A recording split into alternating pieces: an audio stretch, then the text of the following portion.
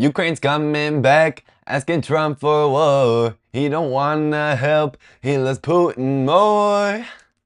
Hi guys, welcome back to The Fool, episode 8, featuring your host, R.I. Roman, cute gamer boy Roman, whatever you want to call me. Guys, it has been a minute. I have been going through it mentally, but it's okay. We're gonna get into it. It's okay. I'm okay.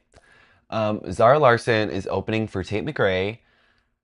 In what universe have we come to this conclusion? Never ending midnight sun. So good. So freaking good. I know the audio box just exploded. But yeah, it has been, as of recording this, it has been 10 days since I've uploaded the last pod. So probably about 13 days since I recorded it. Um, guys, I don't know what the hell happened to that last meme ranking video. Um, because it got no clicks. And my theory is that because I uploaded it once and it got flagged for copyright, and then I uploaded it directly after that, like with the copyright fixed. And we're just gonna blame it on the edit. We're just gonna blame it on the copyright and say that that's the reason why it flopped so hard. But you know what? You have to have a flop era, and I mean, I've been living in it for the past few months.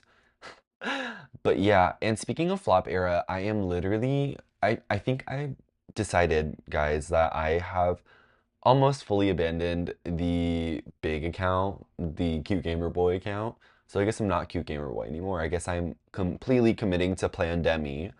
Um, and let me explain to you guys what Plandemi is. So when I went crazy, as you guys know, over the devil, I created a alt Instagram named Plandemi, combination of Plandemic and Demi Lovato.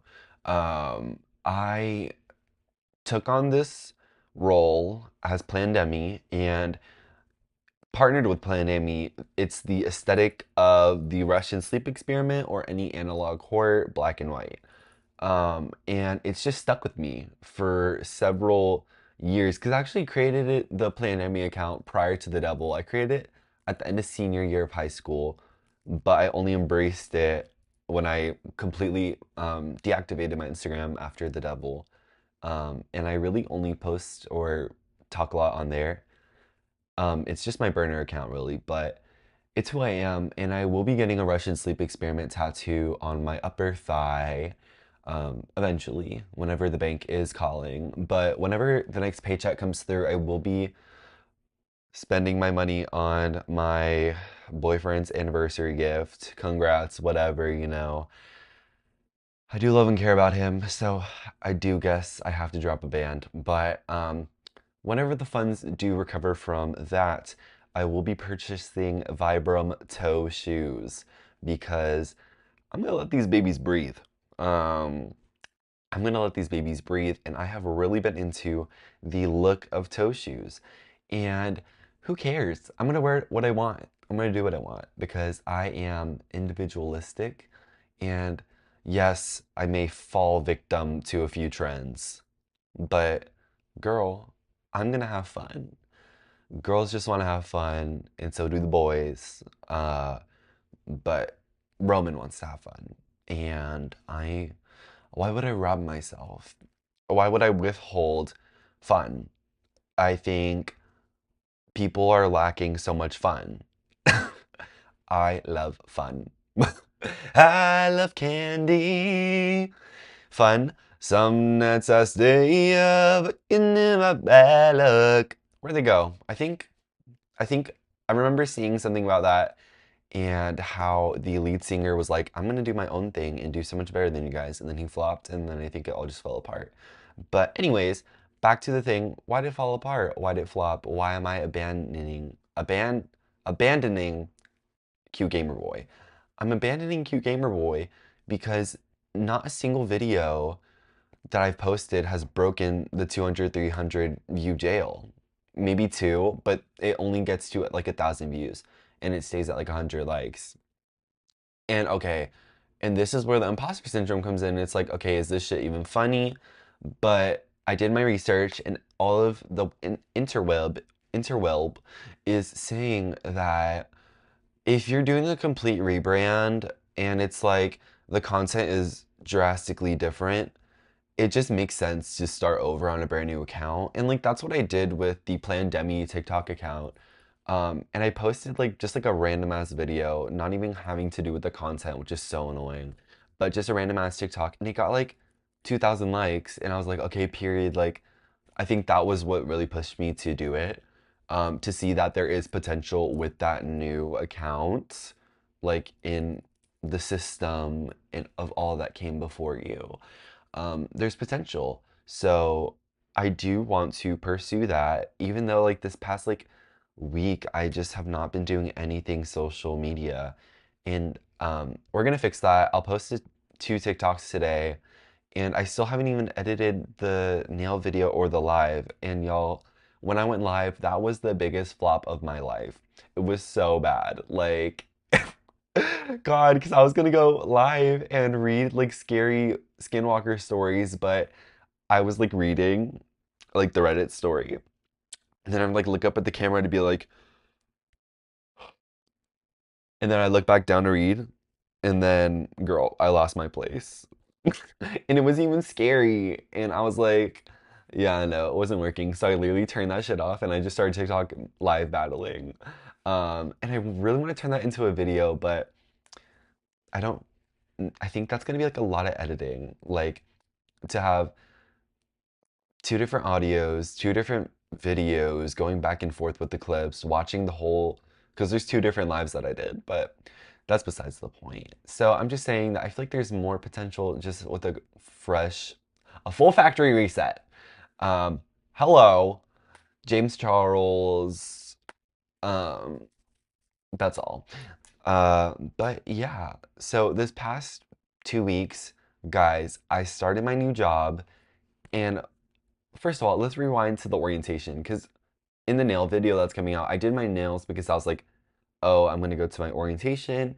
This is like the fresh beginning, like new start. Like, let's show people that like I'm cleanly, like I take care of myself. So I did my nails, and that video should also come out within the next few days. But I say that every time I'm on here, and then the video comes out a week later.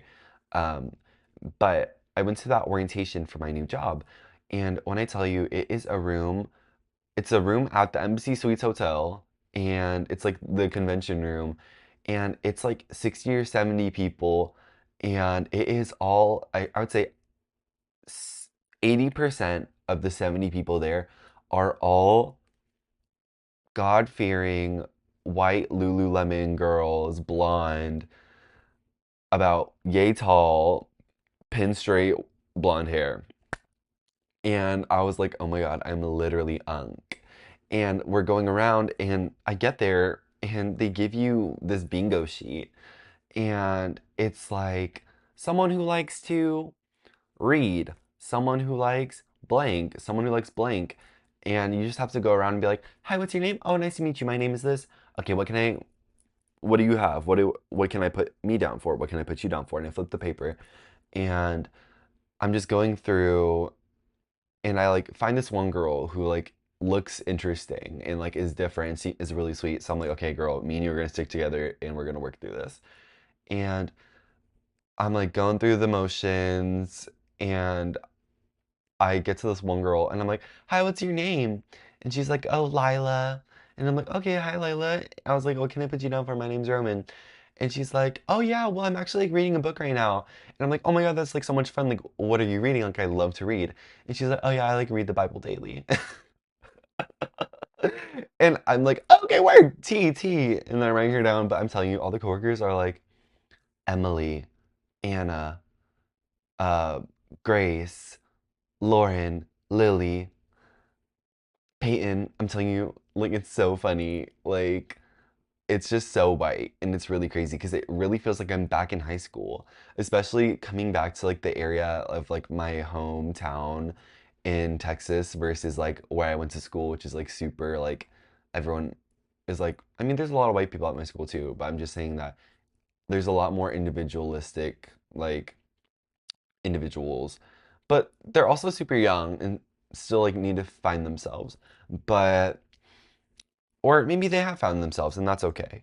But yeah, and it was just so funny. And there was a square and it was like someone whose favorite singer is Beyonce. And it's so funny that every single time I like came up to any of the people, it was empty. And I was like, of course it's gonna be empty. All these bitches probably hate Beyonce. And I'm like, yeah, you can put me down for Beyonce. Yeah, you can put me down for Beyonce. Yep, you can put me down for likes Beyonce.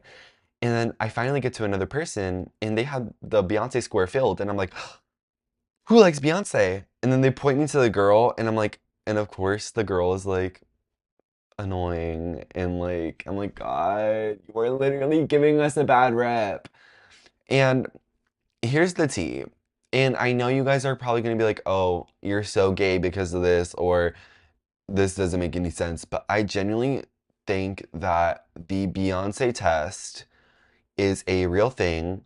And when I say the Beyonce test, I mean, if someone says that they don't like Beyonce, I genuinely believe that tells me enough about who they are as a person.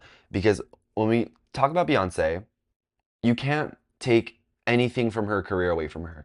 You can't take away the numbers, you can't take away the talent, you can't take away the singing, the dancing, the hard work, the work ethic. And the thing is, Beyonce has no public presence on social media herself. Beyonce doesn't have the biggest personality, so there's nothing to annoy people because she doesn't have a big personality, and that's okay. She's very like to herself, very nice, very sweet, Texas girl, nice. Um, so she's there's like no annoyingness to be like, oh, she's annoying. Like versus would you say maybe a Chapel Roan. Not even trying to be like that, but Chapel, like a lot of her personality is out there, a lot of her is out there. So I can see why some people would be like, oh, like Chapel Roan can be like a bit annoying. But there is no opportunity for that for Beyonce. So I genuinely do believe that if someone does not like Beyonce, it's because they don't like black people, right? No, it's because they don't like successful black woman who is like confident. And I feel like that says enough for me to put you in a box, you know? And I genuinely think that tells me enough. And I think the one argument that people can have for not liking Beyonce is that, oh, she's overrated. And I think people who say Beyonce is overrated are people who have never listened to Beyonce or have never seen a performance and they're just tired of hearing Beyonce, Beyonce, Beyonce, Beyonce, Beyonce. And I get that. I get like being tired of hearing a name over, and I'm tired of hearing Taylor Swift over and over again. And I did see something about a Courtney Love interview, and she was like, no, I get why Taylor Swift is one of the most popular people ever because her music is a safe space for girls, and that makes total sense, or a safe space for anyone at that point. It's a safe space, but the music itself is not interesting nor groundbreaking, you know? So I get why Taylor Swift is very popular amongst the girls because they probably amongst the people because they feel like it's a safe space, and I feel like they just don't people don't understand that like does not translate like that for Beyonce. She's Beyonce level because she is Beyonce. But yeah, back to work, and then we actually started working and like training in the place. And when I said I'm unk, I mean I'm unk because some girl was like, "Yeah, I'm actually like born in '09." And I'm like, "How am I unk? How am I unk? Back at Einstein's, I was the baby. I was the baby. Your grandmama's the baby. I was the baby back at Einstein's. I was the baby back ribs at Einstein's. But but no, it's just like so crazy to me. And I'm like, oh my God, I'm literally unk. And they are literally trying to trap me at Hamburger University. And if you do not know what Hamburger University is, I've um Let me take a sip. Mocha, mocha cold brew today. Um, but for those who don't know what Hamburger University is, I would say that Hamburger University is like when you're 17 working at Whataburger or Taco Bell and they have you working 30 plus hours a week and they're interested in having you as a shift lead. That is Hamburger University. You are going to get trapped at Hamburger University because this is your first time making money and you think you're making a lot, like in the grand scheme of things. So, of course, you don't want to be a shift lead, but then you get stuck at Hamburger University and you get stuck being a shift lead and you become too important. And that is, they are trying to get me stuck at Hamburger University, but I rebuke it. You will never get me stuck at Hamburger University. I'm destined for grand things in this world. Not no shade to the girls who study and worship at the stoop of Hamburger University, but you will not catch me there. You will catch me at M&M University. I actually love this shirt so much and I haven't worn it in so long. I got it at the M&M store in Orlando, Disney Springs. Um, yeah, at Orlando, Disney Springs. Um, but yeah, so that's my work thing. Just been working. I work tomorrow. It's a cute little vibe, and I mean, it's chill. It's like a part-time job. Uh, but yeah, besides that, last week was like not tea, guys. Like, just like I was averaging 14 hours on my phone. I was averaging 14 hours screen time, and I was like, oh my God, this is crazy. And don't worry, guys, this week we're down to like 8.5, which is like still not ideal, but it's still summer and I get it. But 14 and a half hours is literally insane. Like, like, that's terrible. Like, I think usually the human day, like, is supposed to be 14 to 16 hours, and spending the entire day on your phone is insane. And shout out Sarah. I know she's probably not going to appreciate this shout out, but I literally always, whenever I have big, like large screen time, I tell this story. And my friend Sarah, she was deathly sick, and one day, like on her like health report, it said that she only took like 14 steps for 24 hours.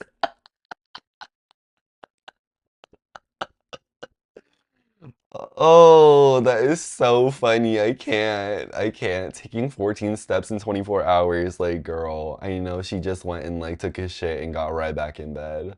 But you know what? Sometimes you get to that point and you have to just do that. So I'll always clown on her for that, but I will always show her love and compassion because I know what it's like to be deathly sick. Um, God, I hate being sick, and I only get sick like once a year. But yeah, so besides the 14-hour screen time and feeling crazy, I started going back to the gym, guys. I started going back to the gym, and it's been really nice. I go, I do my nipples, oh my God, or my tetas are are you know what? They're on display. But basically, I go to the gym, I do like my 10, 15 minutes of cardio. I used to be like a stairmaster. I used to worship at the stoop of the stairmaster. Um, but at the gym that I go to now, that I'm like closer to home, there's no stairmaster. It's a very small gym. Um, There's no Stairmaster, so I'm a bit sad, and I would rather not do the elliptical. So I like to do the rowing machine because you can burn a lot of calories on that rowing machine quick. Because I usually do 95 calories in 7 minutes. And recently I've been doing 2 sessions of that back to back. So a quick little 140. Yeah, a quick little wait, what? 95 plus 95, 10, 18, 190. That's 190 calories in 15 minutes. So that's been tea. I do that to warm up. Then I do my arms or my legs. And I've been recently, because I have this little tummy, and there's nothing I hate more when someone's like, oh, and I'm like, oh yeah, I'm trying to like lose my tummy or like my muffin top. And people are like, what do you mean you're trying to lose weight? Like, girl, I have my own individual goals, and maybe whatever you're happy with, I might not be. So, so I just hate when people are like, "Oh, like you're not like, bitch, I want to do what I want to do." So, I'm trying to lose my tummy in my rolls, in my muffin top. So, was like I told you guys, I need to start doing abs if I actually want to lose my tummy. So, I devote the last 15 minutes to doing abs. And I know that's like not enough, and I should probably spend like twice a week doing abs if I really want it like that. Um, but it's good to like ease into it. And I've been stretching a lot after everything I like stretch because I want to do the splits. I want to learn how to do the splits. So, and I feel like I just want to appreciate my body and use my body to its fullest extent that it can be, which is the splits, of course, being the fullest extent. So I haven't been searching up like the stretching tutorials on like certain splits stretches because there's like a room with all the machines, and then there's a room with like medicine balls and yoga mats, and that room in there has like zero Wi-Fi and zero reception. So I literally can never like search up like a YouTube video for like an ab workout or like my split stretches when I'm in there. But it's like chill. I've just been like stretching my legs. But yeah, oh my God, when I was in there doing my abs, I was like facing the wall and I had like my medicine ball and I was doing like a Russian twist. And this tennis ball like flies past me really fast. And I'm like, oh my God. And then this old motherfucker, like literally maybe like 70 years old, comes and grabs the ball. And I'm like, oh, hi.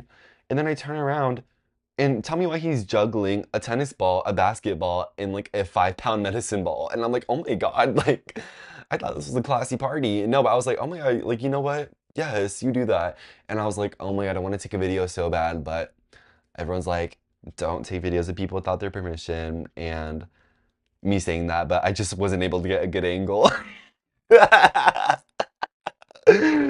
Oh, but like, no, that literally cracked me up. I was like, girl, what are you doing?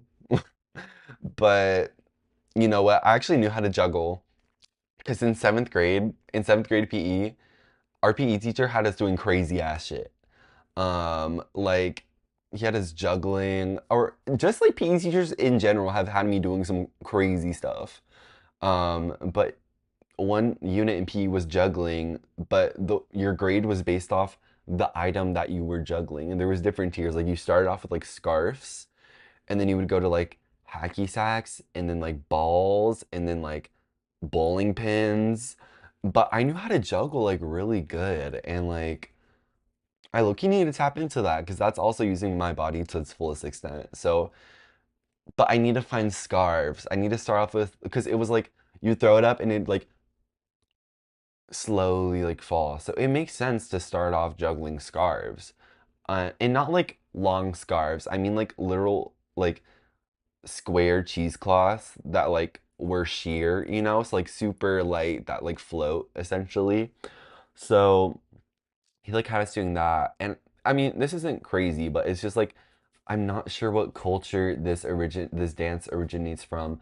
I'm pretty sure I know it's some I'm pretty sure it's Southeast Asian or okay guys, don't be mad at me, but I never took geography in high school and I only took like 3 history classes.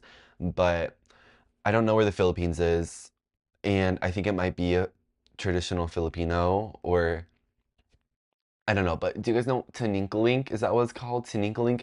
It's with the bamboo sticks, and it's like two people at the both ends of the bamboo sticks, or just the very long sticks in general, like da da ba da da ba da da ba, and then someone's in the middle dancing, or like two people will be in the middle dancing.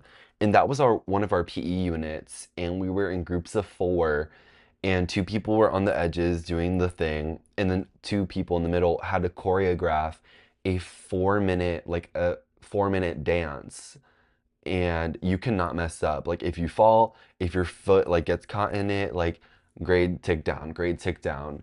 Um, so that was like one of our PE units, and God, I would try to finesse PE all the time. Like they would have us warm up, and they would like make us run a half a mile. But what I would do is half a mile was like 2 laps around the whole like grass area, and I, me and like one other person would like walk during the first lap, and then whenever the fast kids would like lap us up for the second lap, that's when I'd start running.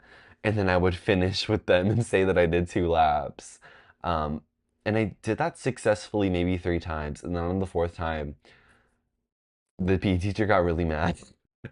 It was like, you did not do that. But me and PE teachers, like, especially in middle school, did not mesh well. Um, like one time we were doing our PE test, like our push-up test, and they were like super intense on it. Like they would do like four people at a time, and they had like those counters, you know, it was like the red like counters where it came off like that much off the ground, and your chest had to touch it. And I was like, this was when I was larger, and I could not hold up my body weight. Um, and I would literally, he would sit down like literally on this chair, and there would be four people in front of him, and he'd have like a yardstick, and it'd be like down, up, and he would tap you once when you like didn't do it good, and on your second tap you'd be out. So on the first one it was down, up, I got tapped. On the second push-up, down, up, you're out. I did 2 push-ups. But thank God, like PE never counted for your GPA.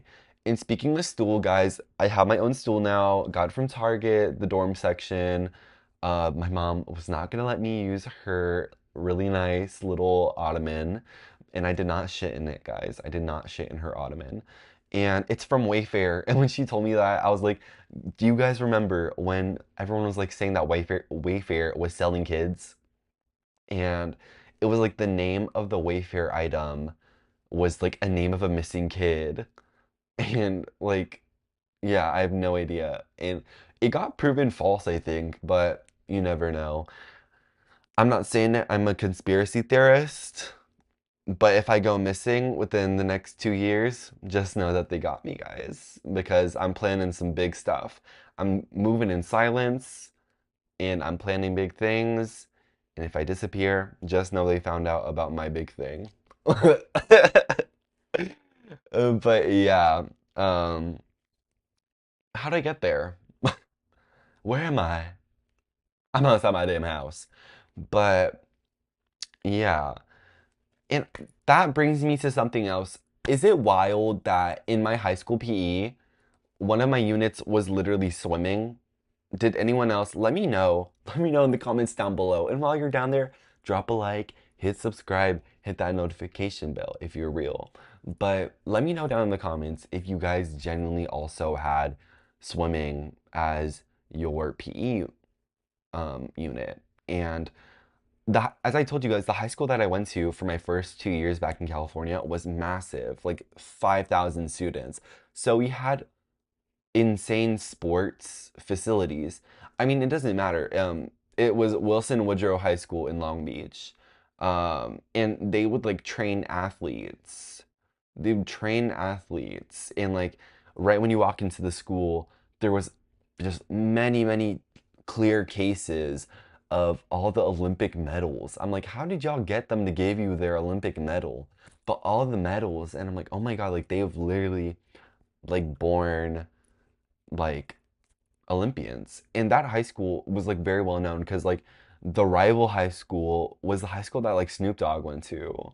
Um, but yeah, so it was like swimming was my first unit, and I remember walking into the boys' locker room, and when you would go to swim, there was no panties allowed, no panties allowed in the pool. So take your panties off, sniff her finger. But no, so I would go on the days I had PE because it was a block schedule. So I'd only have PE either twice or three times a week. So on those days, I would wear a big hoodie or an extra large shirt, and I would go to my locker. I brought my sandals and my swimming and my towel and my swim trunks, and I lean over, take my panties off. No one got panties on. I ain't got no panties on. I take my panties off. I take my panties off and I'm bending over, praying that no one sees my genitalia. And my sweater and my shirt is like covering it. And I'm like, and I pull my trunks up.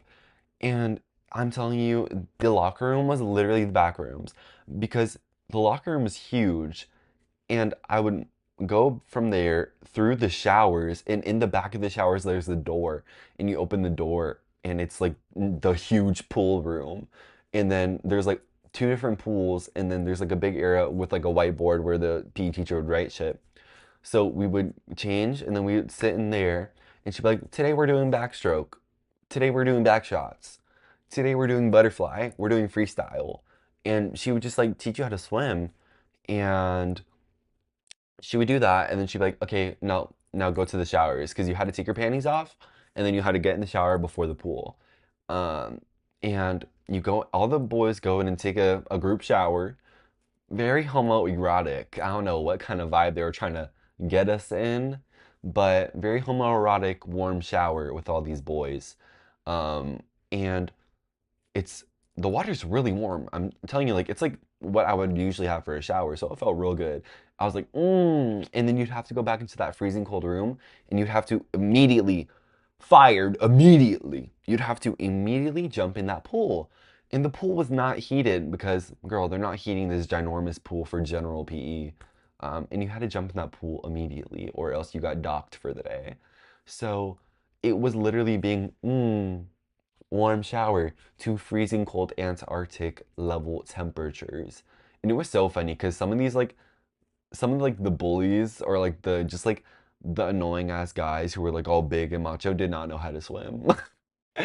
And I guess like but the thing is like how are you growing up in a town, in a city, a huge city called Long Beach with beach in the name and you can't swim?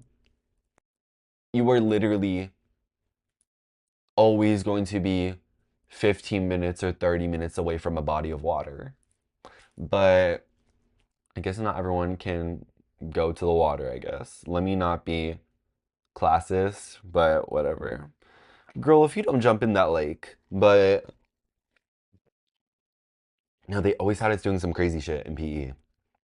But that's like all my PE stories, I guess. I wasn't even, God, I didn't even look at any of the topics and we're already at 33 minutes. But let me see if any of this is worth, okay? Yeah. And while we're talking about already being in high school, I literally had the biggest feud with my math teacher, with my freshman year math teacher, like pre-algebra, or was it algebra 1? No, it was algebra 1. And he was just like annoying and I like knew everything. Like I feel like that's how it usually goes, you know, like everyone's annoying and I already know everything. So, I was like stellar student. Like I was one of the best people in that class. So I was like, "Girl, I'm not going to listen to you." And we had Chromebooks, and we were like in tables of four, and at the end of the day like one person would put all the Chromebooks away, and he was like, "Okay, it's your turn to put the Chromebooks away for your table," and I was like, "No, it's not, I'm leaving." So I literally leave the Chromebooks at the table and I leave, and it's like, girl, why were you being difficult? Like you could literally just put the Chromebooks away. So I leave to my next class, which is literally like 8 or 9 classrooms away, and I'm like in my biology class, which I was like an angel in because I literally loved my teacher. My biology teacher literally also worked at Disneyland. And it's like, oh my God, if y'all don't pay these teachers more, because I know those Disneyland shifts are 12 hours. So I know he's teaching all throughout the day. And then on the weekends, he's going and working 12 hours at Disneyland. But yeah, and I literally loved him. So I'm in there and there's a knock at the door and it's my math teacher and he's like, Roman's in trouble. And my biology teacher literally laughs and is like, like, and he's like, "Oh, you're serious? Like what? Why?" And he's like, "He didn't put the Chromebooks away." And I'm like, "This motherfucker." So he literally is like, my biology teacher looks at me and is like, and he was young as hell too. So I walk back to the classroom with the math teacher, and he's like, "Why didn't you just like listen? Like, why didn't you just put it away the first time?" And I go and I put those Chromebooks away, don't say a single word to him, and I walk out. But yeah, just like unnecessary like things. Ugh. Like just so unnecessary. I can't with teachers. It's always like math teachers that I don't mess with, like at all. Like, wait, now that I'm thinking about it, all my math teachers were evil. Literally, let me tell you, in seventh grade, no, eighth, we had this crazy ass math teacher. Her name was Miss Liebenau. And she was like, she came from the last school she taught at. We were like the regular middle school, but in our district there was like the smart middle school, like the super smart middle school. And oh my god, guys, the girl from Bizarre Vark, not Olivia Rodrigo, but the other one, literally went to that school. And just all the smart kids went to that school. And she came from that school, and it was very intense. Like they make Ivy Leagues. And she came from that school. And so she was already on some bullshit. She was on some bullshit, taking all that over here. And she was like very intimidating. Like she was like a German woman who did not play and was like ice cold. And girl, we that classroom was a recipe for disaster. We had evil kids in that class to the point where she was mean. She was very strict and mean. And it was a hard ass class. And to the point where one girl, like she was bending over to help someone, and this girl that we knew literally reached over, grabbed her hair, scissors, and cut like 8 inches off. And then this other boy was recording, and it was like so like she did that, and then I think she literally just like shut down for the rest of class, and like it was she silent or silenced? And it was so funny because they both got expelled, and everyone was like mad at the girl because the boy was like he was like like one of the fine boys of the school. Like he was like super popular. He was fine. Like everyone had a like crush on him. And I like didn't really know him, but I like knew people in his friend group. And then he got expelled. And then I remember like 2 days later when he got expelled, everyone was like crying. And then like all the people in that friend group were crying. And I was like over there hanging out with them, being like, "Are you guys okay?" And then I started crying because, like I said, I'm an empath. And then one girl was like, "Why are you crying? You didn't even know him." And I'm like, but yeah, she, and that was like my teacher in eighth grade, but also Palestine. No, that's not funny. But the Chapel Roan thing. But basically, um, she like got like a bunch of reports on her for being mean. So they had like people from the school district come and like watch her. And this is like also me being evil again. Like I said, I was evil in the middle school. And she was like on her best behavior, and she was like, "Okay, okay guys, work in your groups." And I was like, "We have groups?" We had groups, but I was like, "We have groups?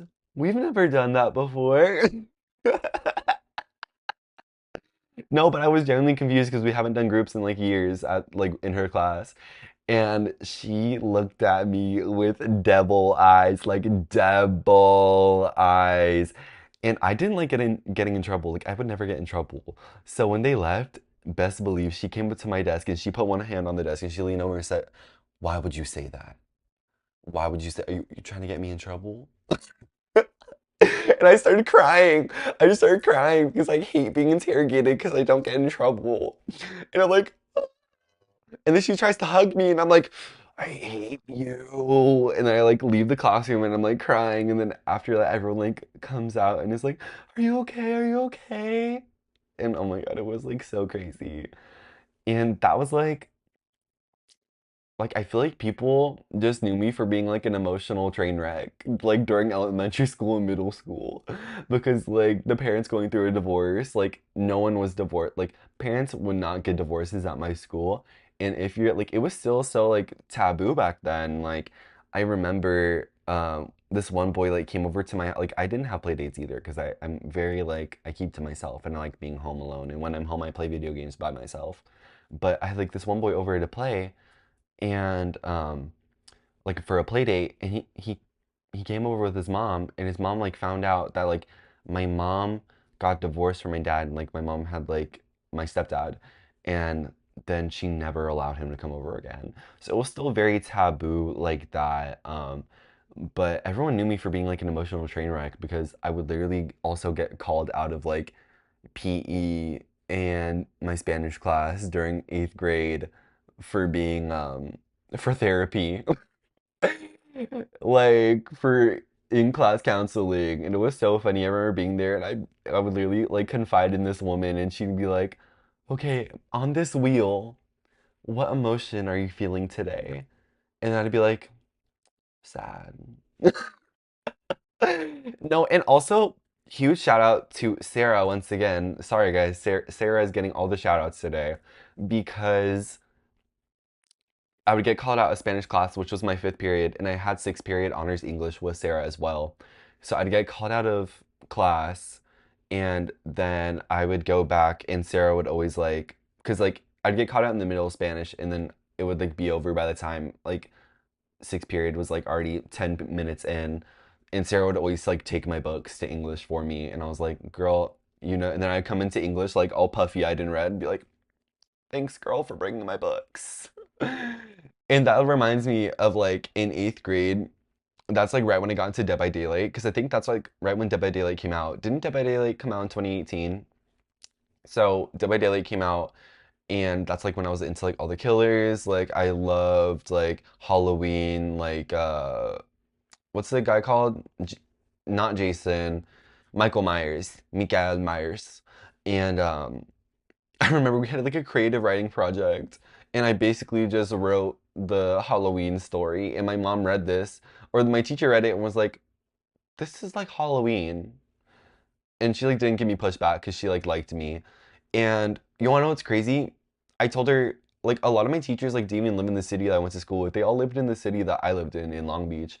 And like when I told her that I was going to like Wilson, she was like, "Oh my God, I literally live around there." And one time I was walking to school freshman year, and I literally saw her in her car.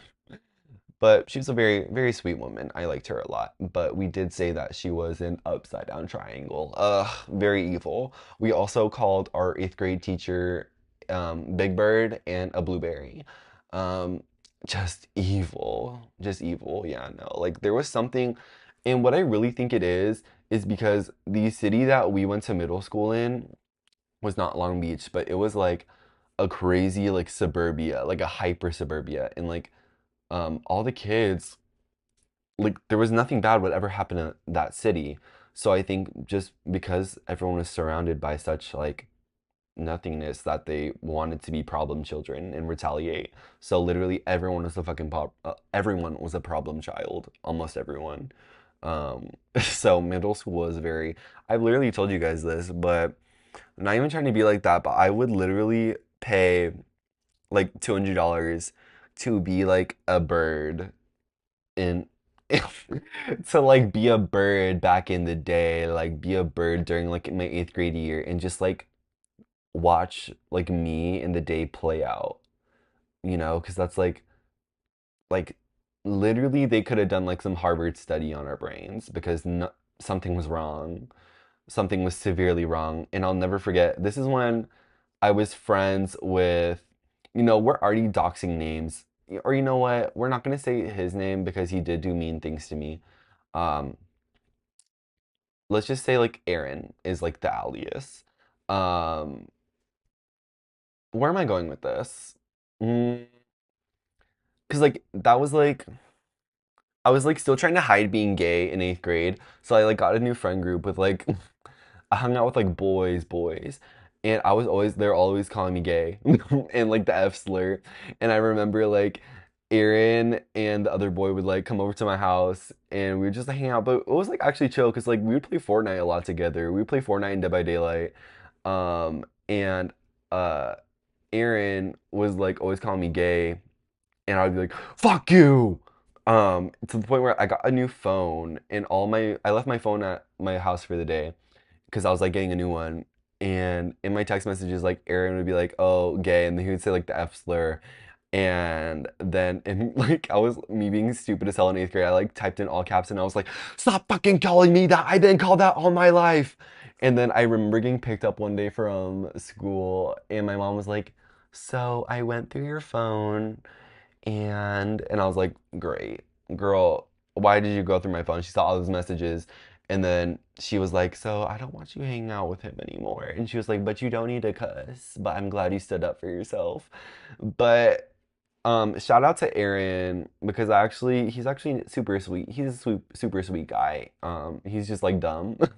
But I'll never forget Aaron and the other boy came over to my house once before all this happened, and his like little sister was like playing with my little sister, and then they came upstairs and then she like peed everywhere.